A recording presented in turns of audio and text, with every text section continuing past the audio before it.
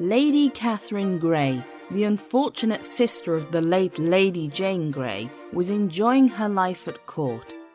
She had been in a tenuous position since Queen Elizabeth had taken the throne, being both pushed aside and a potential heir. But in the wake of her mother's death, Elizabeth seemed to have taken Catherine once more into her fold, for now. Rumours flew around court that Queen Elizabeth was considering adopting Catherine as her heir, although in truth, Elizabeth preferred her cousin, Mary, Queen of Scots. Mary might have been Catholic and foreign, but she was still dynastically closer to Elizabeth's royal line than a distant granddaughter of the younger sister to Henry VIII. This was more important to Elizabeth than any other consideration, but her Secretary of State, William Cecil, preferred to focus on religious and English-born concerns for the heir to the throne. The two butted heads on this matter, and while he was away in Scotland in 1560, taking charge of a campaign against the French aiding Mary Stuart, Robert Dudley took advantage. Seeing a way to get in more with the Queen, he sided with Elizabeth and ran Cecil down, the pair now going out hunting together every morning. For Catherine and Edward Seymour, this was of little interest, except that Elizabeth was distracted from their own affair. Before Catherine's mother had died, the plans for Catherine and Edward had never been put into place. However, they continued to see one another romantically. Lady Jane Seymour, Edward's sister, and Henry Seymour, his brother, helped to pass messages and tokens of affection between the two. More people around them knew what was going on now, but it was Elizabeth's tryst that had caught the attention of the public gossips. Although she had been warned not to fan the flames of gossip and that she would be seen as immoral, Elizabeth was now the centre of scandalous rumours that she was involved in a sexual affair with Robert Dudley. Some people even claimed she was pregnant. All the court was furious with Dudley at ruining Elizabeth's chances at a good marriage, and a man called Drury was imprisoned for plotting the nobleman's assassination. Some thought Dudley would not live to see out the year. Elizabeth, however, refused to give up spending time with her favourite, and William Cecil fell further out of favour over his disapproval. Spain once again began to wonder about a marriage between Catherine and a Habsburg.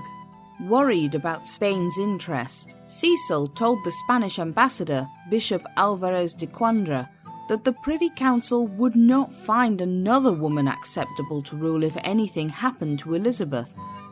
In truth, they would have been fine with it, depending on who that woman was married to.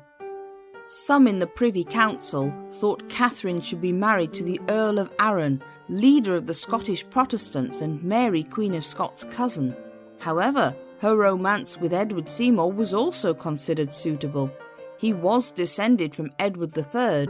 By September 1560, Cecil was rapidly losing patience with Elizabeth's affair, but it was about to get worse.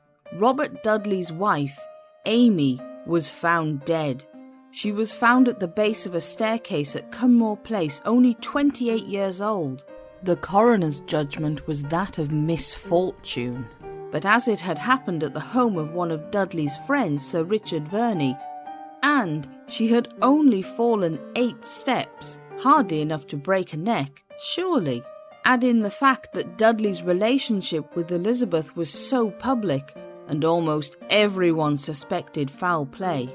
Aware of the destruction her continued relationship with him would cause, Elizabeth promised William Cecil she would not marry Robert Dudley, but she was tormented by the decision. And importantly, once again, Edward Seymour was advised to hold for a while on his own marriage plans. Catherine was distraught. Not knowing that Edward had been advised to wait until things improved at court, she couldn't understand his sudden coolness towards her. When she heard rumours of him flirting with other ladies at court, she sent him a furiously worded letter, and the young Earl of Hertford panicked. Edward didn't want to lose Catherine, and there would likely be plenty of others who would take his place if he didn't make a serious move. His sister, Lady Jane Seymour, took a letter from him to Katherine at court. Within, he professed his undying love and again proposed marriage, but this time with a slight change of plan. He suggested that to avoid all such suspicions, he would, if she would, marry her out of hand, even as soon as the Queen's Majesty should next come to London.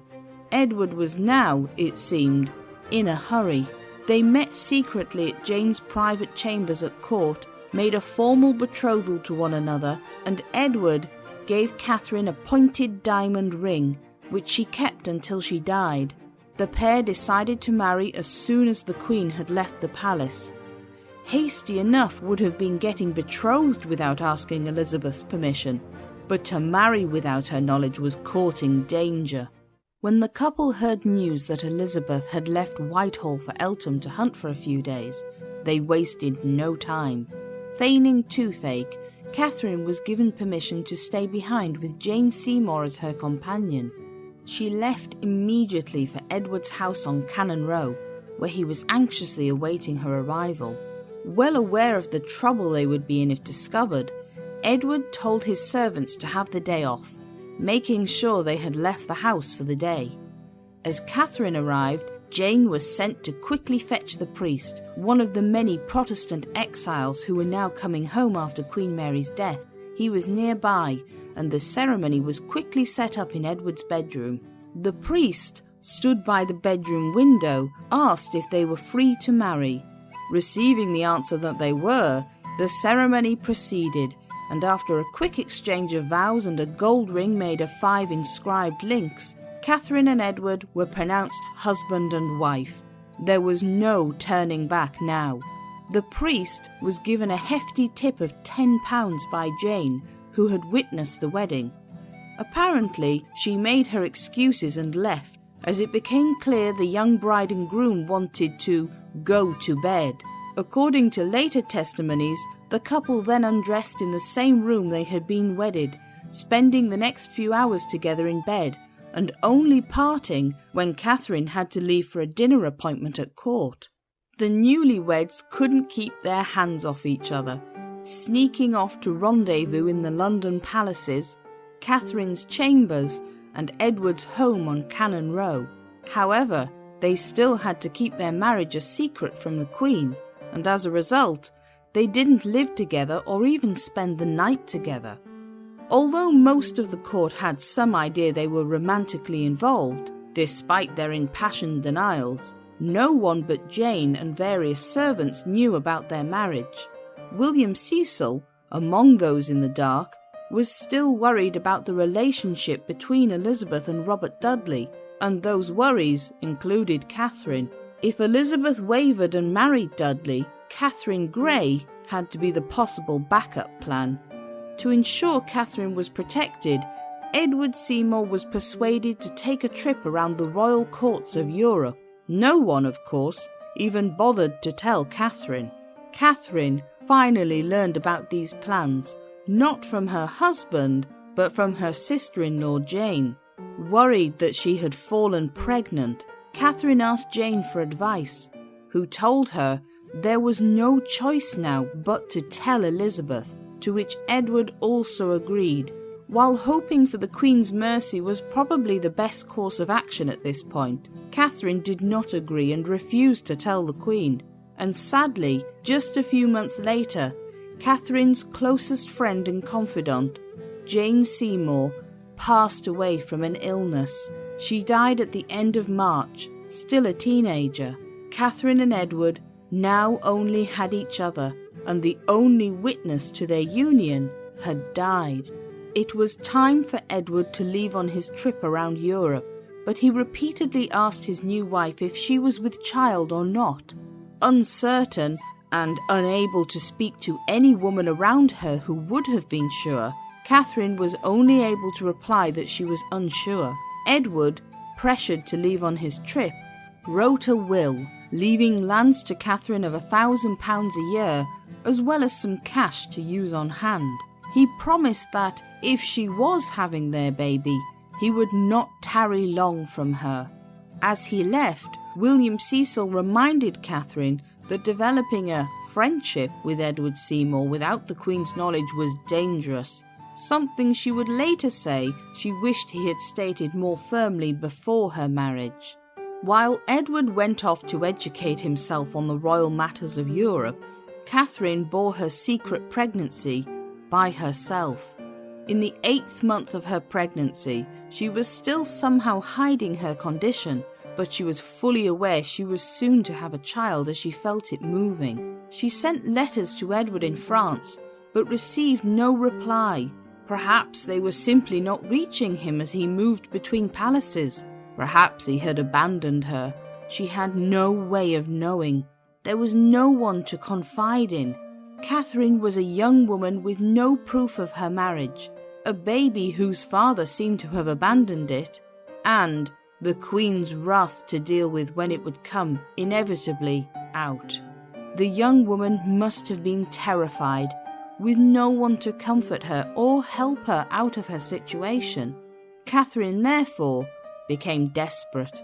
She attempted to reignite her previous marriage with Henry Herbert, but when he heard rumours of her pregnancy, he quickly backed out. He sent her several threatening letters, promising to expose her if she didn't return portraits and trinkets he had sent previously. By this time, Katherine and the other ladies of the Privy Chamber had set off with Elizabeth as she spent the summer visiting palaces and manor houses around the country. It was a hot and sticky summer, filled with rolling storms. As they entered Ipswich on the 9th of August, a deeply Protestant town, Queen Elizabeth lost her famous temper at the sight of married priests, many of them not wearing the correct garb. Although the Queen was billed as a Protestant, in truth, she enjoyed many elements of Catholicism, and it was only those advisers around her who ensured the Protestant religion remained as it did. It was a bad time for the Queen to find out Katherine was pregnant, but that was exactly what was about to happen. That night, Katherine broke down and told one of her friends, Mistress Sentlow, everything. Her secretive marriage, her growing child, and the fact the Queen knew nothing. Sentlow herself wept, saying she was very sorry she had done so without the consent or knowledge of the Queen's Majesty or any other of her friends. The next day in church, Katherine heard whispers in the pews and realised with horror news of her situation was out. The poor girl must have felt sick when she realised she had to face the Queen and reveal the truth, and she had to do so alone, with still no response from her new husband. So she decided she needed someone to help on her behalf, and Katherine decided Robert Dudley should be that someone. Although they had never got on well, he was still her brother-in-law through her deceased sister. She quietly slipped into his chambers and begged him to intercede on her behalf with the Queen.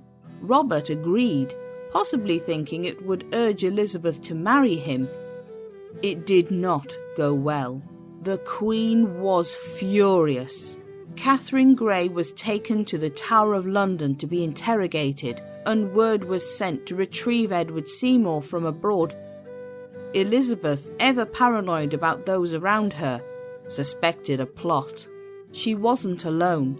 Mistress Sentlow was also taken for questioning, along with the names of those who had ever been involved with the Grey family floating around in rumours. Everyone thought there had to be more to the story than just young love. But who and how were the questions? It just didn't make sense that Catherine Grey, a possible heir to the throne of a childless queen, and therefore the most powerful political pawn there was at court, had simply married Seymour in a giddy act of teenage passion. On the 22nd of August, Catherine's questioning began. She gave little information though, proving to be as tenaciously stubborn as her sister Jane had been. Katherine was now 9 months pregnant. Edward, at the same time, had suspected he was in trouble when a message came from one of his servants stating what had happened to his wife. Despite those around him who put in a good word with Elizabeth, Edward was still arrested on his return and also incarcerated in the Tower. Unable to see his wife and comfort her, he sent Katherine flowers and begged his jailers to find out how she was from her servants. The pair also had to get their stories straight, something that proved difficult. Edward swore that Adrian Stokes, the former husband of Frances, Katherine's mother, had known nothing about the marriage. Adrian, however, when questioned, admitted he had known everything, and Katherine claimed she had lost the will given to her by Edward. Whether this was true or not is still unknown, but whatever the truth, its loss, along with their only witness no longer living, meant that Katherine and Edward could not prove their marriage. But on the 21st of September, in the afternoon, Katherine Grey finally gave birth to her and Edward's first child, a boy, Edward Seymour, Viscount Beauchamp. His father, the elder Edward Seymour, was unable to see his son, but he marked the occasion in a French Bible, scribbling his son's name and date of birth on the first page. 2 days later, the younger Edward was baptized in the small chapel on the Tower grounds, but apparently without a priest. Elizabeth forbid it. It must not have escaped Katherine's attention in her current predicament that she was stood mere meters away from her sister's and father's remains, a reminder of how high someone could fall. All hell broke loose that winter.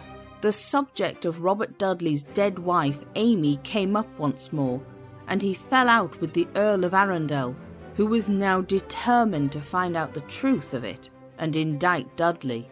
William Cecil, who was somehow now thought to have been involved with the marriage between Katherine and Edward, was trying to repair the relationship between himself and Robert Dudley. Dudley was important to the Queen and could help repair the issues now building due to Katherine's son. Her son was hugely important for the security of the realm and the religion of the realm. Not only was there a chance to pass on the throne of England to a Protestant heir, but to a male one, still infinitely preferable in the male-dominated world of Elizabethan politics. Elizabeth's fury knew no bounds, and it was rumoured she was looking for any way to have the child declared illegitimate. Inside the Tower, Katherine was recovering with her infant son. He was healthy and robust. She had comfortable rooms. Her pet dogs and monkeys were with her, and her husband was only a few feet down the hall from her. The deputy of the Tower even allowed messages to be passed between the two of them. She was unaware of the furore outside the Tower. Devout Protestants within the court had been outraged that Elizabeth had refused to exclude Mary, Queen of Scots, from the succession, and here was a chance to have a male Protestant from 2 royal lines declared as Elizabeth's legal heir. There was a huge push to make Elizabeth agree and to free the young couple from the Tower. Robert Dudley was declared the Christmas Prince of the Inner Temple Law School within London, and prominent members of nobility and gentry were involved in this, and the subsequent plays put on for entertainment during the Yuletide feast. They pushed the message of how a country could fall into civil war if the ruler did not declare an English heir, and one even suggested that Katherine Grey be named Elizabeth's heir until the Queen had children. These plays were then performed at court, and a famous miniature of Katherine and her son Edward dates from this time. However, the propaganda being thrown at Elizabeth was completely ignored by her. Sadly, she was about to get her wish in declaring the younger Edward Seymour illegitimate. Katherine and the elder Edward's marriage had been unconventional, but most could look past the small things that never happened, as the Book of Common Prayer suggested. The banns read 3 Sundays before the marriage, giving the bride away, or the taking of communion. However, what couldn't be ignored was the lack of witnesses. Although both bride and groom had given consent, Jane Seymour was no longer there to acknowledge this, and the priest who had married them had disappeared somewhere into a country village. Their marriage was declared invalid. Those who had been fighting Catherine's cause were angry at Robert Dudley for doing nothing, but some of them got their revenge. William Cecil had secretly been gathering evidence through spies on the Spanish ambassador's opinion on Dudley and how Elizabeth behaved with him. It showed her up as a foolish woman chasing love instead of concentrating on her kingdom, and for the first time, Elizabeth realised she could never marry Robert Dudley, and she needed to publicly state what her intentions for the succession were. She set about trying to rebuild trust with her cousin Mary Queen of Scots, and a meeting was arranged between them for September 1562. It looked as though the two women might renew the ties between Scotland and England, leaving Katherine and Edward Seymour out in the cold. Katherine and Edward, however, their firstborn son now a year old, were not going to sit down and take this lightly. They were determined to appeal, and Edward Seymour had even bribed 2 guards in the Tower to allow him to visit his wife on at least 2 occasions in May. Being young and passionately infatuated with each other, the couple spent the hour they had each visit sharing their bed once more.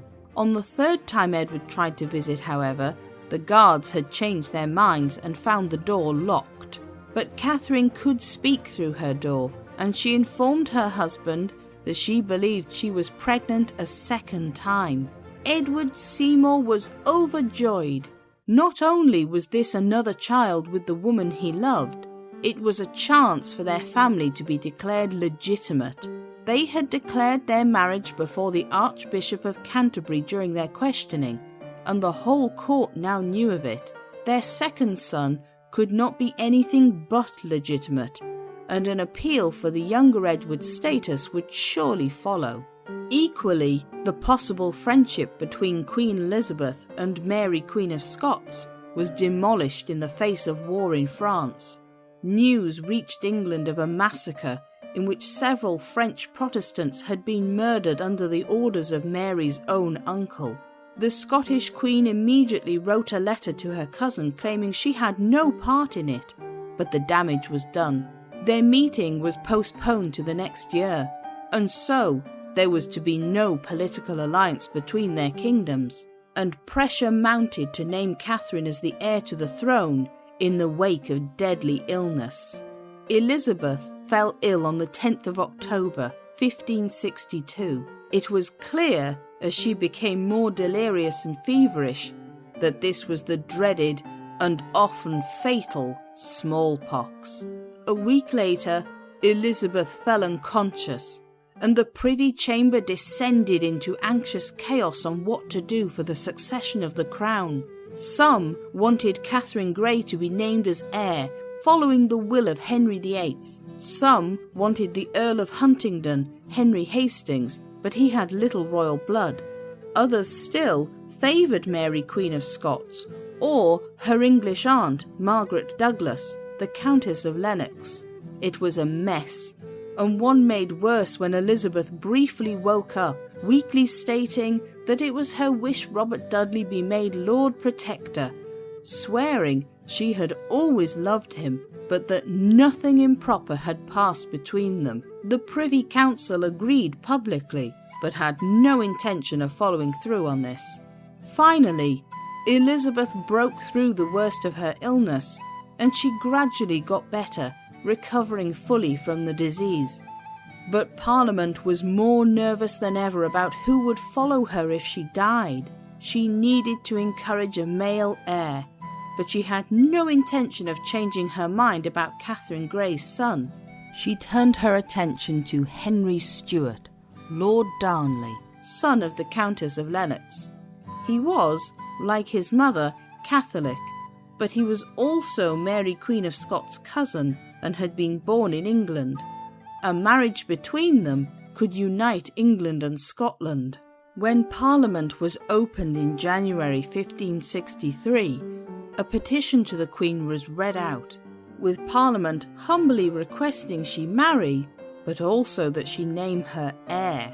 It was at this meeting of her councillors she also found out that Katherine Grey was pregnant once more, now 8 months into her pregnancy. Elizabeth was having her hand forced, and she fought viciously against it, immediately locking up the Lieutenant of the Tower, Sir Edward Warner, for his lapse in security between the couple. But many nobles and the public were ecstatic at the news, and many called for them to be set free, asking why a man and wife shouldn't be together. And nothing could stop the birth of Katherine and Edward's second son on the 10th of February, 1563, and the young Thomas Seymour came into the world. He was born in the Tower as his elder 18-month-old brother had been, and a few days later he was christened in the same chapel. Later that day, his father, the elder Edward Seymour, was dragged away to Star Chamber to find out his punishment. He was charged with having his first child with Katherine as a kinswoman of the Queen, then with having his second son with Katherine and bribing the Tower guards. Finally, he was charged with breaching his imprisonment. Altogether, he was fined £15,000, over £5.2 million in today's money, and sent back to be jailed at the Queen's pleasure. However, Edward Seymour knew there were many powerful people on their side, and was certain he could get his family freed from the Tower, even now. In the summer of that year, the plague broke out, its terrifying presence looming over London. Elizabeth and her court were moved to Windsor, but Katherine and Edward remained in the Tower of London, unable to do anything but wait for the deadly disease to come to them. Those on their side petitioned the Queen to allow them to be taken from the Tower, and finally Elizabeth relented, but they were still prisoners. Edward Seymour and his eldest son, the younger Edward, were under house arrest with his mother, the Duchess of Somerset, Anne Seymour. Meanwhile, Katherine and their younger son Thomas were to be sent away from them to the house of her uncle, Lord John Grey. She arrived at Pergo in Essex on the 3rd of September, and immediately set about writing a letter to William Cecil, thanking him for his part in saving her family from the plague, asking him to continue to petition the Queen for her forgiveness, which, with upstretched hands and down-bent knees, from the bottom of my heart, most humbly I crave. Although she attempted to make the best of her situation, dressing and playing with her youngest son, Katherine soon sank into a deep depression. She ate very little, soon becoming so ill that her uncle, Lord John Grey, was worried about her. He wrote to his friend William Cecil, explaining his worry and asking for advice. In return, Cecil suggested Katherine petition Elizabeth once more, offering choice phrases, and to read over it in draft form first. Then it would be given to Dudley to deliver it, the only man Elizabeth would not punish. It was sent just a few weeks later to the Queen. Katherine begged deeply for forgiveness, while also stating that her marriage was just, but in no way had been committed to anger the Queen. She wrote that she wished to crave pardon for my most disobedient and rash matching of myself, without your Highness's consent. However, whatever hopes Katherine may have had were dashed quickly. The Queen was not to be moved, and Katherine told those around her she was so miserable she would rather be dead. But the situation was to change once more. Elizabeth had found out about attempts made in Europe to seek advice on the marriage of Katherine and Edward being valid, attempts that had been successful. All that was needed was for consent of the couple to each other and consummation of the marriage afterwards. The Queen was looking for vengeance, and unfortunately Katherine's uncle, John Grey, was identified as one of those who had helped with these aims, made worse by his recent petitions to the Queen on his niece's behalf. He was cast into the Tower, and Katherine and Thomas were sent away to Sir William Petre. at Ingatstone, deputy to Elizabeth's Secretary of State, and also living in Essex. Her imprisonment here lasted 2 years, until Peter became ill, and they were moved in May 1566 to Gosfield Hall, the seat of Sir John Wentworth and his wife. By this time, the younger Edward Seymour now lived alone with his paternal grandmother, as his father had been moved to the house of Sir John Mason, who hated him. But Catherine's new jailers were kindly, if elderly, well into their 70s. They worried at the security of their home, but Katherine was a quiet prisoner, only remaining steadfast in her communication with her husband, hoping soon for the Queen's forgiveness. But Elizabeth was dealing with fresh demand for her to marry and name an heir in the wake of Mary Queen of Scots having just given birth to a son, James. She was more determined than ever to quash Catherine Grey and her claim to the crown, in view of preferring the Scottish Queen Mary. But in February 1567, something dramatic was to change this. Mary's husband, Lord Darnley, had been found brutally murdered, and Mary was suspected to be part of it. This triggered a civil war in Scotland, and the suspicion of Mary's involvement ended any alliance with Elizabeth. The Dudley family, who had so far been supporters of the Scottish Queen, switched sides and promised instead to aid Edward Seymour in his attempts to free his family and legitimise his children in order to support their succession. Elizabeth was appalled and doubled the security on Edward, still hoping to reunite her cousin Mary with the Scottish throne. In September, Sir John Wentworth died, and although the Wentworths had grown fond of Catherine and Thomas, his widow was an elderly lady who was not well herself, and it was no longer suitable for Catherine to stay there. She was moved once more to Cockfield Hall, the house of Sir Owen Hopton in Suffolk. It was further from court, a reminder of her diminished status. When she arrived, Hopton was shocked at her appearance. She was thin and pale, bowed down by depression and fears she would never again see her husband or their now 6-year-old eldest son again. She knew she would never again see her sweet little boys together with her beloved Ned, as she called Edward Seymour. Her only comfort was her younger son Thomas, who remained with his mother, now 4 years old. Although she was held up as the most likely candidate for heir, it seemed Elizabeth had decided to never set Catherine free. Soon, it wouldn't matter. In early January 1568, Catherine fell ill. Hopton sent frantically for a physician, hoping to rouse her. She was eating very little and looked dreadfully thin. On the 26th of January, she told those around her she was dying, something she had perhaps wanted for a long time. As she grew faint, she asked a favour of her kindly jailer. Firstly, that he deliver a message for her concerning her husband and children. This was for the Queen, and she beseeched him to ask for her forgiveness for marrying without the Queen's consent. Catherine knew that if Elizabeth gave it, her children would not lose quite so much when she was gone. She also asked that the Queen forgive and be kind to Edward Seymour, knowing her death would hit him hard. Her second favour was that tokens be sent to Edward, 3 rings. One was the pointed diamond ring he had given her on the day they had betrothed themselves to each other.